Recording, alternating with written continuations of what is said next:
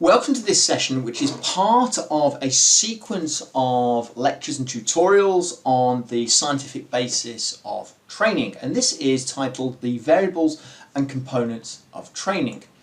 Now, in this session we're going to address three key parameters, or three key factors. Firstly is we're going to evaluate the components of fitness. We're going to do that using a critical eye, using literature to support our evaluation of what is going on. Secondly, we're going to address the link between the components of fitness and performance-based responses. And when we refer to performance, you can conceptualize that as you wish. You may be coming to this in terms of thinking of performance athletically, but you may also be coming to this thinking of performance maybe more clinically. For example, a clinical population group where they're completing the 6-minute walk test as an assessment of cardiovascular, cardiorespiratory health. And then finally, we're going to evaluate if there are adverse effects of the components of fitness on physiological response. In other words, could the working of these and the training of these have detrimental responses in terms of our underlying biology? Now, to do this, what we're going to use is this kind of schematic that we see here, which is a really useful way of setting the scene and starting our journey in terms of understanding what is going on. So the key within all of this is very much understanding that we're interested in the notion of sport performance. And what we have to recognise is that fundamentally what we are doing is we're affecting the integrator, as has been listed here, which is the athlete. And again, the term athlete can be used quite loosely.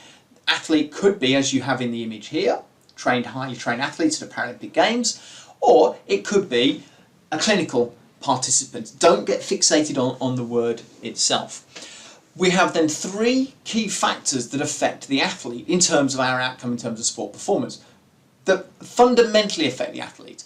That is underlying physiology, the psychology and the biomechanics. Now, within the course of this session and all the sessions which are listed within this playlist, we're only dealing with the physiology.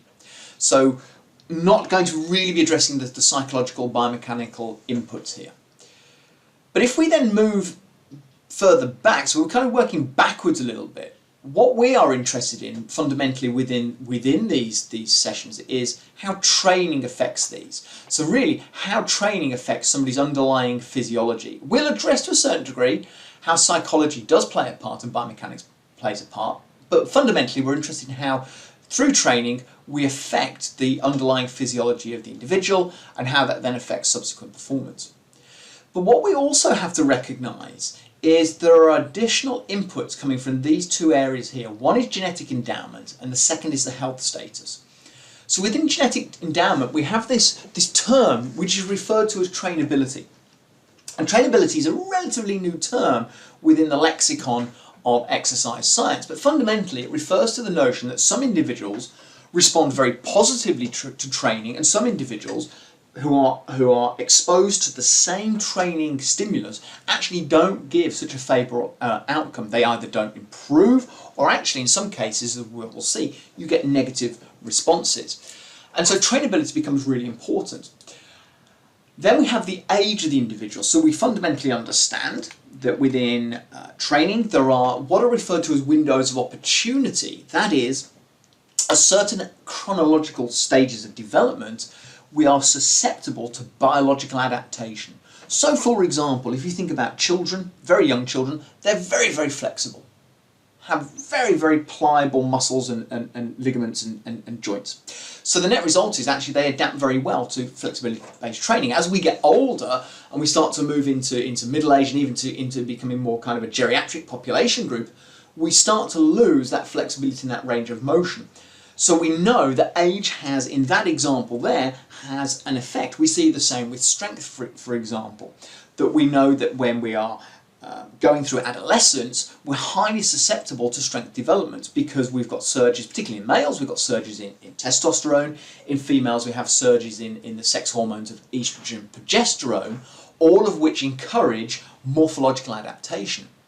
But as we start to get older and we start to get into later life, we start to develop sarcopenia, which is in essence we start to lose muscle mass. Why? Well, these are fundamentally both linked to genetics and genetic endowment, and that is the way in which the genes have been expressed.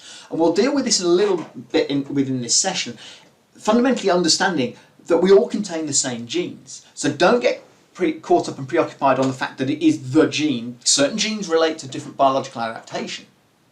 So we know, for example, that if we put something into a hypoxic environment, it triggers the activation of what is called HIF, which is hypoxic inducing factor, and that promotes biological adaptations such as angiogenesis and mitochondrial biogenesis as well. But we all have HIF. In a healthy population group, we would all contain that as a gene. What this is really driving at is the fact that the degree to which they are activated changes, and this is what is called the allelic expression, the way in which the gene is expressed. The second factor that drives these kind of responses in terms of the physiology are the health status of the individual. So fundamentally, we would understand that if somebody was injured, they are less likely to get a positive biological adaptation and a positive performance-based response. We understand that fatigue has an implication. If we are fatigued, we are less likely, one would argue, to get a positive biological adaptation because we're tired. It makes it much harder.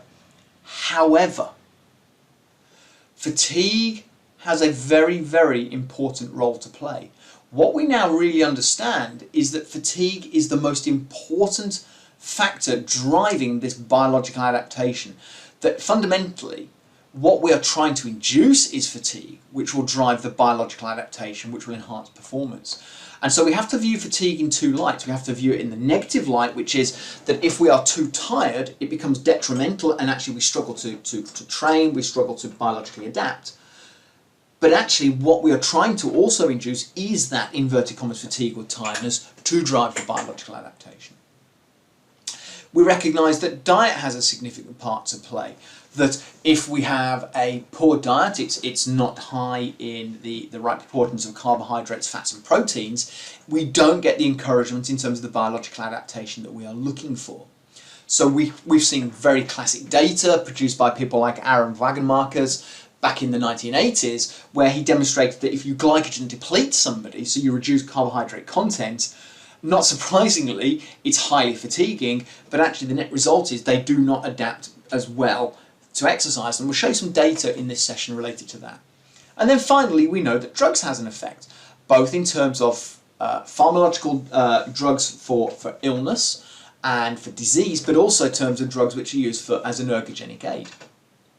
So we know that they can have kind of both a positive and negative impact on the individual. So all of these factors go together in terms of determining the degree to which we get physiological adaptation. And so when we are talking in subsequent sessions, not just this session, but all of the sessions within this playlist, and we're starting to think about actually the way in which we get an adaptation, we get sport performance, try and think about all of these factors and the way in which they could interact and connect to driving the changes that we're referring to.